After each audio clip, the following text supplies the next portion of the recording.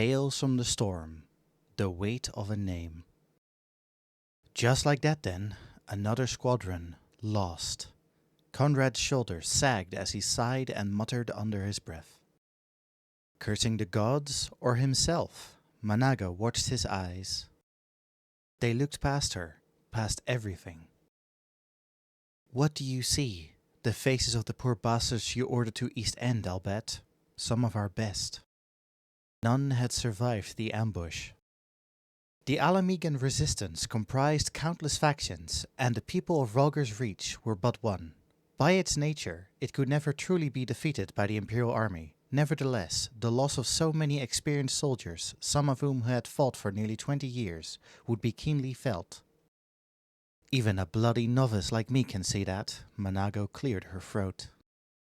We don't know if the Imperials found the tunnel, sir, but even if they didn't, without our men to guide them, our friends from Ul'dah are likely stranded. Out of the corner of her eye, Manago spied Mefrit, frowning. Well, if you're not gonna say it. Sir, if I may, who are these people, and why are we risking so much to get them on the wrong side of Belsar's bloody wall? The obvious question was answered with folded arms and furtive glances. After a time, Conrad spoke.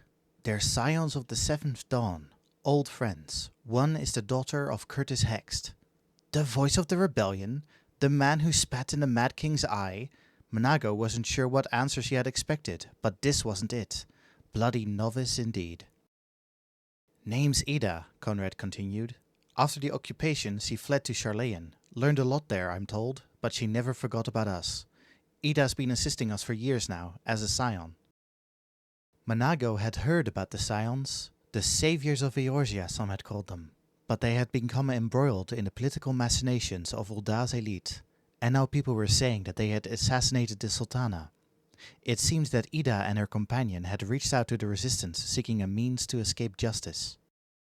The East End squadron was their last hope, or so Manago thought. Nothing for it but to go and get them ourselves, Conrad said. The leaves twisted and twirled as they tumbled to the ground, traced by two pairs of eyes in the brush. All this for two people? It's not like him. Manago knelt, an arrow notched in her bow, trying desperately to ignore her own heartbeat. Gods, I hate waiting. Trust in the old bear. He wouldn't take the risk if it wasn't worth it. Mefrit, who had been tasked with training Manago, was ever the voice of reason. He had told her before of how the Scions were instrumental in the Eorzean Alliance's campaign against the 14th Legion, of how their forces had led an assault on Castrum Meridianum during Operation Archon, in which Gaius van Belsar was killed. Such powerful allies would be invaluable in enlisting the support of the Alliance, without whom they could not hope to liberate Alamigo. Manago scowled. If you say so. Mefrit glanced at her sidelong, then sighed. Just between us, I reckon he's got a mind to recruit her, maybe even groom her for a leading role. Who? Ida? Think about it. The daughter of a revolutionary hero, returns to fight for her homeland's freedom. Now that's a tale that'll move men's hearts. That's a banner people will flock to. A bard's tale, aye. Some girl who's been away for 20 years, just what we need.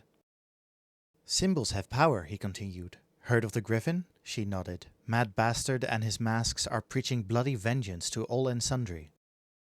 None knew his true identity, though some claimed he was a distant relative of Theodoric. Some even thought that was a good thing. Anyone's better than the Garleans, eh? Sod that, we've had enough of kings. A hawk's cry rang out. Time to go, lass. Up, up. The pair broke cover and ran towards the rocks. The entrance was well concealed and showed no signs of recent use. A short while later, as they crawled on their hands and knees through a narrow tunnel dug more than a decade before, Manago recalled stories of Imperial sabotage and bodies buried beneath a mountain of earth and stone. She thought of Conrad and the others, fighting right now, dying right now maybe. You'd better be worth it. The pair were in a bad way when they finally limped into the Reach, and what a pair they were, bleeding and bickering, still fuming over some great betrayal back in Ul'dah, worried sick about their comrades, from whom they had been separated in the chaos. But a week at the barber's did wonders for their disposition. To a point. Papalimo, the thaumaturge, invariably assumed he was the cleverest person in the room, an attitude made all the more annoying by the fact that he invariably was. Ida, on the other hand, was reckless and impulsive, emotional, but she had a way with people, a way of making them smile and think everything was going to be alright. Both the scions were eager to lend a hand and repay the resistance, and it was not long before Menago came to view them as friends and comrades in arms. But when she thought back to what Mefrid had said about Conrad's designs, about grooming Ida as a leader, she just couldn't see it. Not yet. It was a day like any other. Menago and Ida had been tasked with reconnoitering Castrum Oriens, and were preparing to return home when a high-pitched wail cut through the silence. A woman? Hissed the scout, suddenly alert. No, a girl! The villages in East End had long been abandoned, and only Imperial soldiers traveled the roads. No one in their right mind ought to be out here. Let's go, Menago! Ida was already running. God damn it. Menago tried to keep up, then settled for trying to keep her companion in sight. After running what felt like miles, they arrived at the foot of a great tree. Lying at its roots was an older man, unconscious, bleeding from countless wounds. He was wearing resistance colors. Before him, a little girl stood sobbing. Followed the trail of blood, did you? Realization dawned. 7 hells! I think he's one of the squadron we dispatched to meet you a month back. I thought there were no survivors.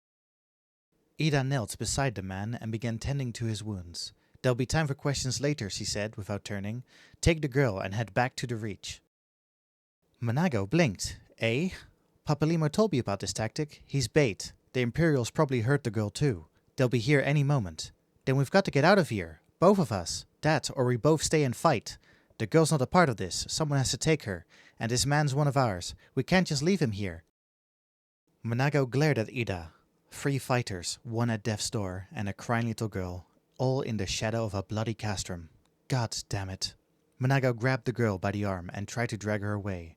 She simply stood there, frozen. God damn it all. Menago scooped the child up and flung her over her shoulder. Stay alive, I'll be back. And then she ran. Menago wound her way north through the forest, her mind racing. Get the girl to safety, call for reinforcements. Movement! She ducked behind a tree and strained to listen. She can't have gone far, shouted the voice. Woman, distraught, Alamigan, mother, thank the 12. The woman wore hunter's leathers and had a bow slung across her back. She stared when she first saw Menago, but ran towards her when she recognized the girl cradled in her arms. She tried to thank her as she took the girl from Menago, but the scout had already turned and started running back the way she had come. You'd better still be alive. Bodies lay strewn about the clearing, men and women clad in steel and black cloth. A whole patrol. They were all dead. Carefully, she stepped over and between them, eyes fixed on the sole figure that still stood, streaked with mud and blood and panting like a feral beast. It whirled at her approach, fists raised, teeth bared, growling low. By Roger! Time seemed to stand still for a moment. Then Ida let her arms fall to her sides and sank to her knees, her face a picture of dismay. Papalimo's never gonna let me hear the end of this.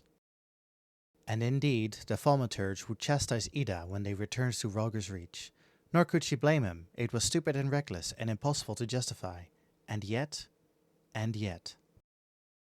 Days later, after Ida had time to recover, Menago found her one night standing at Starfall's shore and staring up at the destroyer. She asked the scion then and there if she would consider joining the resistance, but Ida refused. Funnily enough, you're not even the first person to ask. I said no to Conrad too. But why? This is your homeland. This is your fight. I mean, for God's sake, you're the daughter of Curtis Hext. People will follow you, don't you see? Ida bowed her head, then looked again to the towering statue of Roger. I'm his daughter, not him. I may not know a lot of things, but I know that's not enough. Menago opened her mouth to protest, but couldn't find the words.